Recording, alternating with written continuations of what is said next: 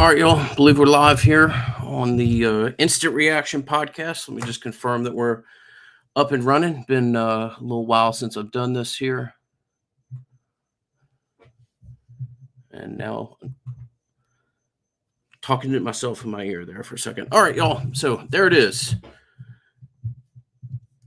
Florida State 47, Duquesne 7. Um, really a game where I think you had to be pretty excited about until Tate Rodemaker kind of took the air out of the balloon a little bit, just to be perfectly honest with you, is what my immediate thoughts are there. Let me get my mic right here.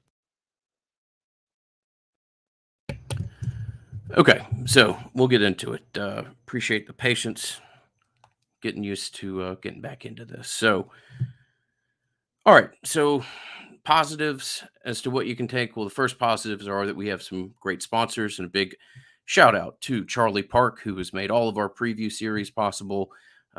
Madison Social has been with us since day one, and we are ever so fortunate to be able to continue to work with them. Louisiana Hot Sauce, Tarpon Cellars, the legendary team of Chad and Shannon. And you're right, I may need to get another Benson jersey. I may need to get a Ward jersey even. And a massive thanks to the great people of Congruity. So we'll have a little sip and we'll jump into it. Positives. Ward, absolutely insane. I feel like we kind of knew what Ward was. He just did it again. Benson was more the one that we wanted to see and be able to just confirm everything that you thought.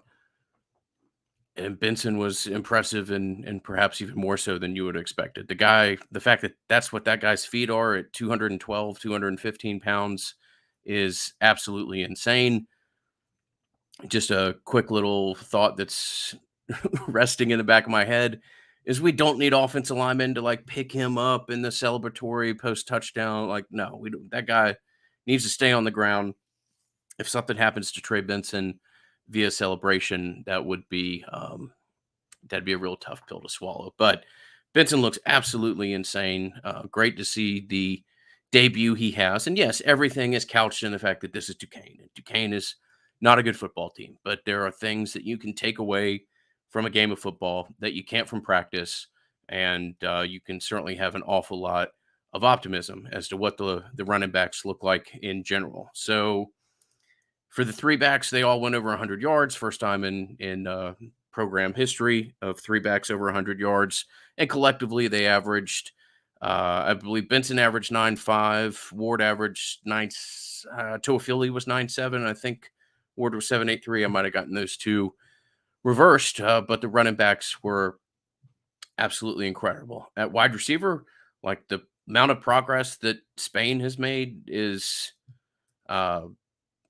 honestly hard to justify. I mean, I said this on Twitter that Bud and I started to hear really positive things about him as soon as he committed, but you expected to measure progress in years, not months. Like the fact that that's where this kid is already on in his development, he is far out front of where even maybe the most optimistic people would have thought. So, really love what you saw there. A nice little example of why you don't give up on a kid like Kentron Portier. I thought he made that one pass over the middle, that catch where he went up high on a ball that might have been slightly overthrown, but Jordan put it where it was. He made that catch, got a lot of confidence in himself, and really had a great night. I will stop short of breakout or something like that. Um, And buddy, if you're talking to us about lying to you about Tate Rodemaker, I think you're confused. Now he might have improved slightly, but if you go back and listen to the position preview, I literally say that Tate's bad moments are so bad that you can't play him because he'll cost you your job if you're a coach. That's Tate Rodemaker, unfortunately, and Tate Rodemaker, remind us that he was the same guy that we thought he was, and the problems with Tate is the lows are too low. And unfortunately, that reared its head again tonight. But back to the positives before we get over there. And I shouldn't necessarily let chat as much as I appreciate you guys. dictate the show. Not great from a content perspective on me, so slap of the wrist. Um, I saw enough from Lundy to think that all of the positive talk about him, that there might be something there. Uh, that was encouraging to me. I will say that it's hard. Any evaluation at length is more or less impossible based off just TV angles and stuff like that. And I don't want to get too far ahead of myself. But for me personally, evaluating linebackers on a first watch is a real challenge. Having said that, was impressed with Lundy, and sometimes playing linebacker is about how strong you are and how quick you can, flip your hips and run sideways or sideline to sideline, and sometimes playing linebacker is just an instinctual ability to look at a play, watch it develop, and diagnose it. And damn if 15 doesn't look like he has that ability. I was um, really excited about what I saw there. And again, not going to get too far ahead of myself just from one game, but really liked what I saw from the UCF transfer. Excuse me there. Um, yeah, that's it. So let's go back to the let's go back to the first extra point of the game. And I just want to tell y'all, I had this eighth grade coach that was honestly like transformational for me, exceptional coach.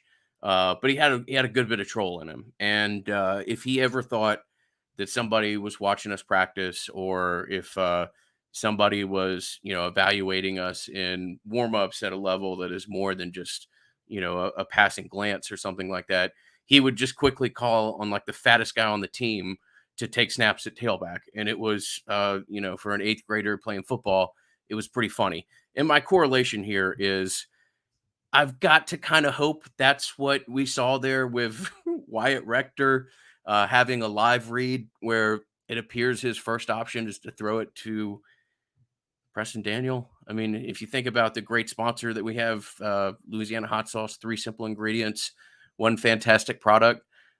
The ingredients of that play is a walk-on tight end wearing gloves, making a live read to throw it to another tight end who's not, exceptionally talented by any stretch. I just have to kind of hope that that is a little bit of a subtle football troll as to like, ha ha ha, now you've got to prepare for the swinging gate.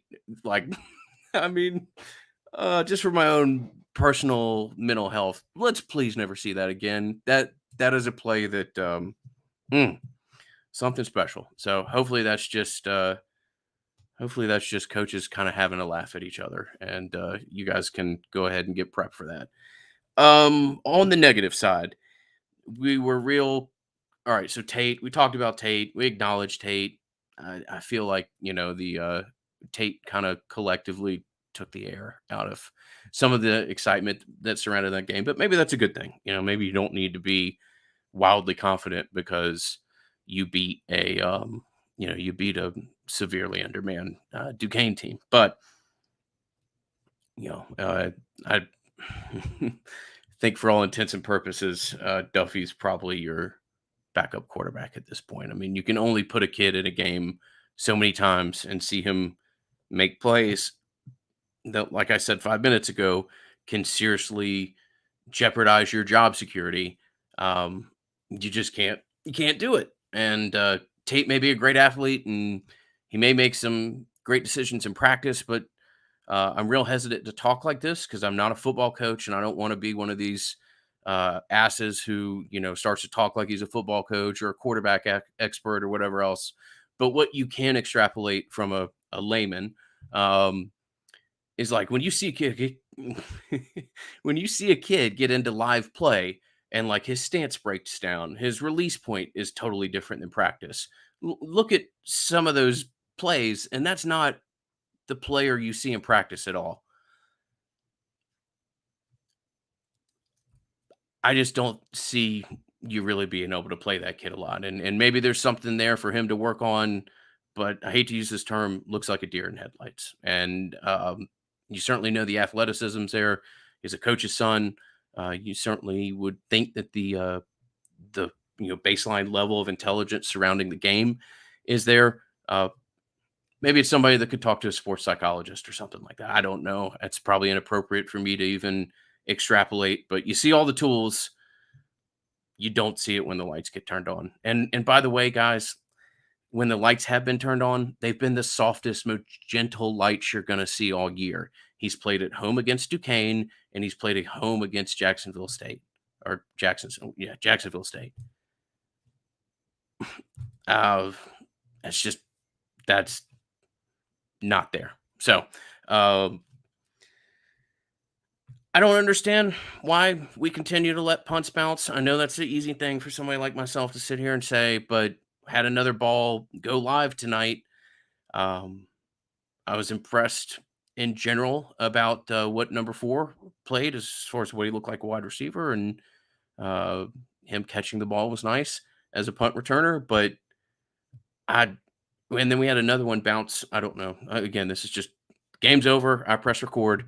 I'm speaking generalities, but it felt like that one ball bounced somewhere between 18 and 23 yards. So let's try to get away from that. That'd be great. We've been doing it since McFadden was the punt returner when he just air traffic controlled everybody and refused to catch the ball. So that would be nice from a program standpoint to see us break that habit.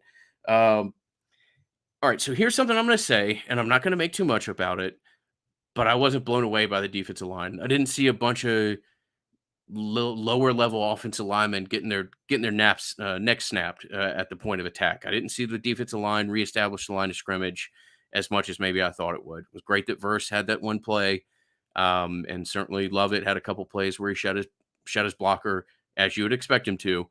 But I wasn't blown away by the defensive line, but I also realized that's a really vanilla look, and I'm not going to make too much of it. But I just put my finger in the air and note it because that's what we're supposed to do after games like this. Said we are going to have to see it from uh, from number 7 on defense, Jaron Jones. I didn't see it. I'm not dismissing it. I will say that maybe I'm being generous here, but like the personal foul on the first possession of the game doesn't bother me as much as some less than stellar coverage that you saw out of him. I know these guys wanted to hit another jersey for 4 months. You get the first chance, you hit a guy. Okay, I'll dismiss that. That doesn't bother me. Still being pretty lackadaisical in coverage.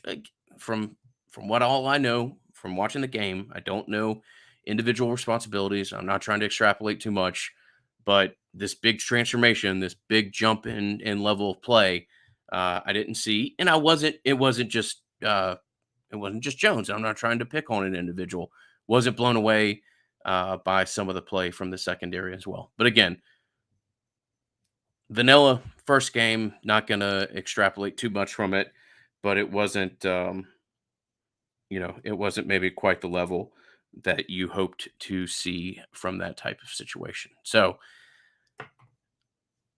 there's probably other outlets that are going to do like 55 minutes on tonight's game or something like that. I don't think it's particularly appropriate or needed. And I'm not knocking anybody. That's great that there's other space to fill out there. I think on the whole, you're positive about what you saw at running back. You're positive about some of the things that you saw from wide receivers and the emergence of some of the transfer portal kids and Malik and uh, Portier Portier looked solid.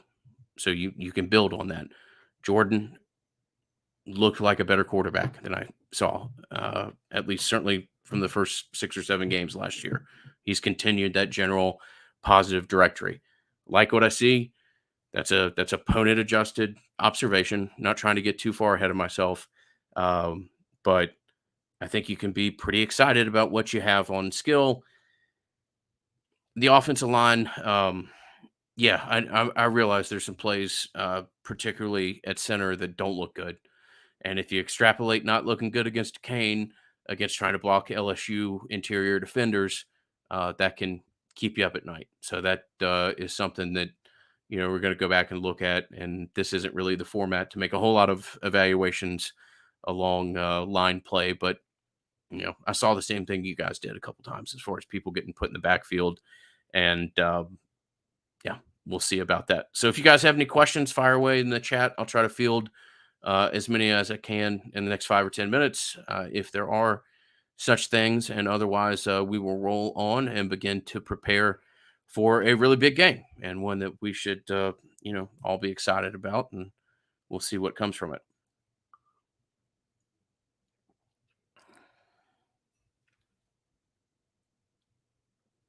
Let me pull up. This isn't great radio here, but let me just pull up what Bud said real quickly. Yeah, Bud's observations were more or less thought Bethune looked real nice. Run game looked good. Didn't show a whole lot in the pass game. I agree on that. What I'm drinking is a Glen Morangi 18 bottle that I found a couple weeks ago for a pretty good price. So it's not my my normal go-to as far as the level of peat in it, but it's a nice little scotch. Who's the fourth string quarterback? Yeah, that's a great question. Um, I don't know. I mean, honestly, if you get to your fourth string quarterback, I would just put like, I don't know if I'd say Sam McCall, but I would put something like that in the Wildcat and just go real simplistic. But maybe it's one of those tight ends that we saw tonight. Who knows? The other thing, and I hate saying stuff like this because it sounds like I'm trying to pick on kids or anything else, but I was surprised at the level of snaps that like Preston Daniel got tonight. I have to think that part of that may evolve throughout the course of the year. And I wonder if maybe Joshua Burrell, if he's healthy, doesn't at some point start to take some of those snaps, or you start to try to work him into that. I also like if you're Cam McDonald, man, your snaps are not guaranteed at all. I'd be concerned as to how much burn I'm really going to get if I'm not catching what's available and playing at what appeared to be a little bit of a higher level. So just again, I'd have to go back and confirm that I saw what I thought I saw when it came to that, but was not necessarily blown away by what I saw from that. So thoughts on the play of the defensive ends? I wasn't blown away by it. Nine looks like a solid player, but would have liked to have seen him get a little bit more separation based on the level of opponent that he was playing. And Verse, I know that there will be some critical of Verse. Man, we kind of knew Verse was going to flash and also get blocked. I mean, that's kind of our been our evaluation of him the whole time. He's not, he's not Jermaine, and obviously he's not Jermaine, but he's a guy that is going to make a play that is like a holy damn play, so that we keep it clean here. Um, and then he's also going to get washed some, and he's a work in progress. But he's he's a great addition and somebody that will continue to get better. But I think you have to have your expectations with where Verse is and what he's going to give you for the first couple of games. Did I think the AZ Thomas PI call was correct? It looked like it was to me. It looked like there was some you know jersey tugging in a little bit of the transition there. I'd have to go back and watch that. It didn't. I was skeptical of it on the live watch, and then in the replay when I went back and looked, I thought it was the right call. Yeah. So Alejandro asked, "Where's Johnny Wilson?" Johnny Wilson caught that one long play, went to the tent of injury mystery, and never returned. That status, as the amateur pod guy here bangs his mic, that status is one that we'll get a little bit more clarity on. Amari Gainer wearing a boot and potentially walking around on crutches is something that is not necessarily a good thing, but I, yeah, you're just real limited with how you can deploy that kid. And from what I saw tonight, my opinion on that was only further reinforced.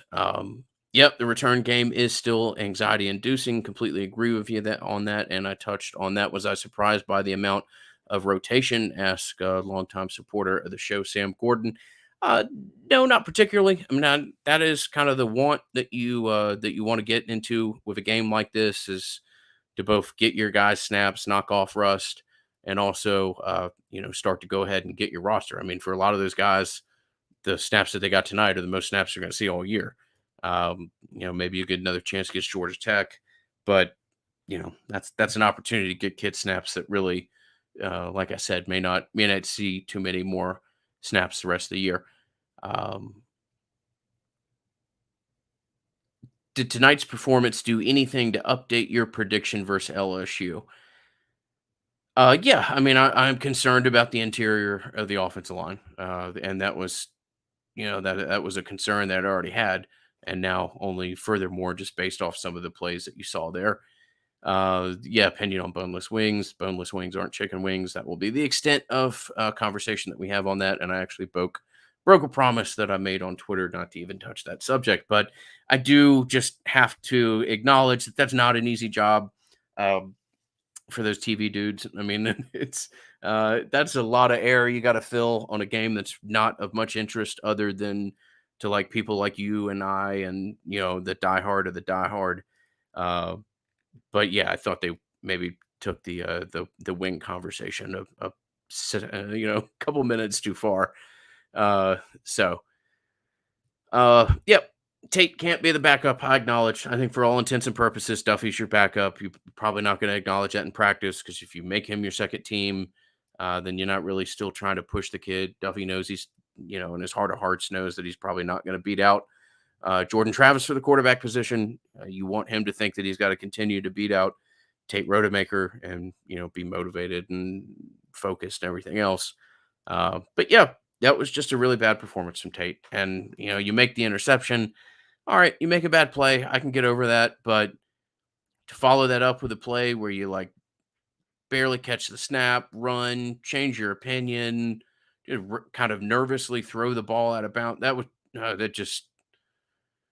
was just real deer in the headlights type look from him. So I feel like I'm, being particularly negative on some of these kids, and that's not what I'm trying to do. But the takeaways from game one are the takeaways from game one. So I'm gonna wrap it up here, y'all. It seems to be that we've reached a point of kind of going through the conversation that is organic. I will give this another watch or three.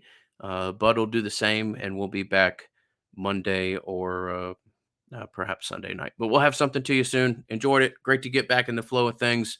Not that this podcast concerns ourselves with things like this, but was impressed by like the students staying out and the amount of people that had in the stadium in the first half after a prolonged rain delay. That was a good showing. So good to see stuff like that. Congratulations to the fans. Great to have football back. See you guys in New Orleans, hopefully. And if not, see you soon. Otherwise, thanks so much for your support. We'll be back soon.